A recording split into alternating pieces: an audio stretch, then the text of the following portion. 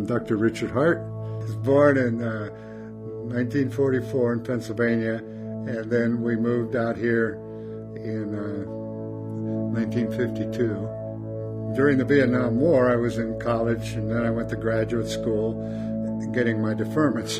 And finally they ran out after I had my degrees, and they drafted me. But because of my college degrees, advanced degrees, I became an officer. When I got out of the Army as a captain, my final rank was captain. That position in the Army actually helped get me my first job, my only job really, with General Electric. Out of like 200 applicants, I got the job in 1972. I was one of the first chemists ever to work on polyurethane foams. And then after almost 5 years, they wanted to promote me to plastics and move me to New York. That's when I quit, because I'd learned a whole field with GE. Polyurethane foams, protective coatings, silicones. I'd met a lot of people, made a lot of contacts. I felt confident that I could start my own paints and coatings business. Then a company wanted to buy me out, so I figured that if I sold out to C. Brewer Chemicals, then I could set up a small lab right near here and spend full time working on my pet theory, which was develop high performance aliphatic urethanes and epoxies, which nobody was supposed to be. You're not supposed to make them in water, because the oxygen content in water will react and in fact be hazardous. I knew if I invented this stuff that nobody else has it. It'd be a really cool place to be, you know. And I figured it was possible because I knew my theory had to be right. If a human body can do these reactions, I can figure this out for these high performance epoxies and aliphatic urethanes. And I didn't give up.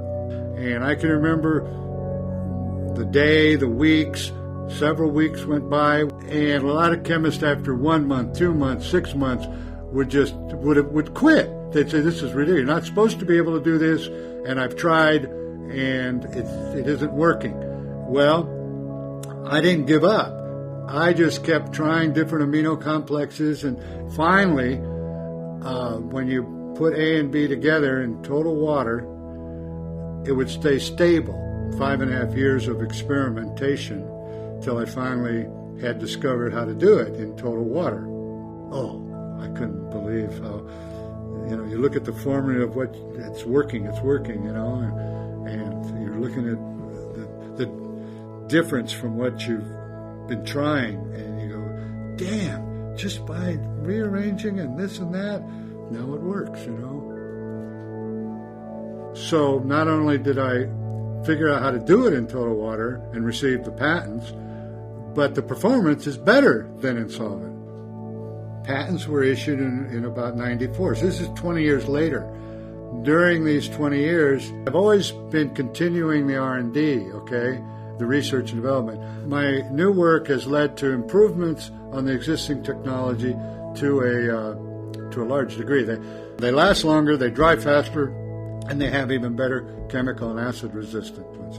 But no, you only live once, and if you can go for something in your field that nobody else has done, that's what I wanted to do, And I had a theory, a direction, and it worked.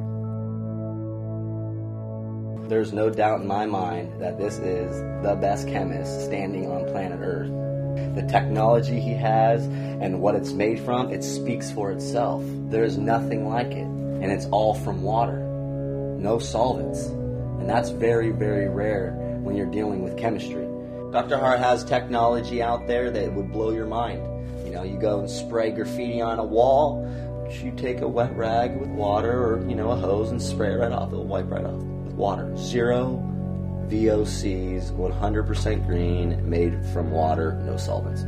He has antimicrobial epoxies that stop the highest strain of staph.